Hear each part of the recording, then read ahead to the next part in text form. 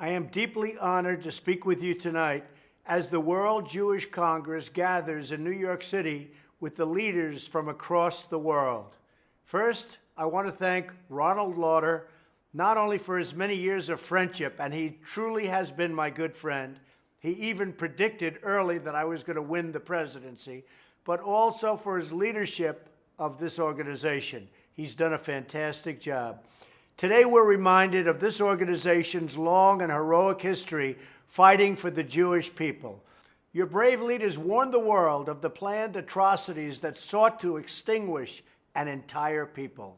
On Yom HaShoah, we look back at the darkest chapter of human history. We mourn, we remember, we pray, and we pledge, never again, I say it, never again. The mind cannot fathom the pain, the horror, and the loss. 6 million Jews, 2/3 of the Jews in Europe, murdered by the Nazi genocide. They were murdered by an evil that words cannot describe and that the human heart cannot bear. On this Holocaust Remembrance Day, we tell the stories of the fathers, mothers, and children whose lives were extinguished and whose love was torn from this earth. We also tell the stories of courage in the face of death, humanity, in the face of barbarity, and the unbreakable spirit of the Jewish people. Today, only decades removed from the Holocaust, we see a great nation risen from the desert, and we see a proud Star of David waving above the state of Israel. That star is a symbol of Jewish perseverance. It's a monument to unyielding strength. We recall the famous words attributed to Theodor Herzl, "If you will it, it is no dream. If you will it, it is no dream." Jews across the world have proved the truth of these words day after day. In the memory of those who lost, we renew our commitment and our determination not to disregard the warnings of our own times. We must stamp out prejudice and anti-Semitism everywhere it is found.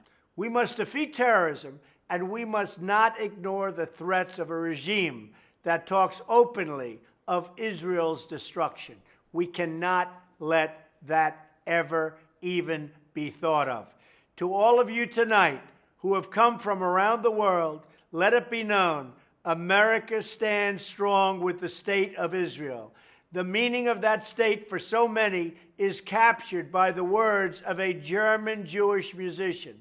Escaping Germany before 1937, he settled in the ancient land of Israel. Sometime later, he received a visit from a British official who found him living in a hut with only his piano for company.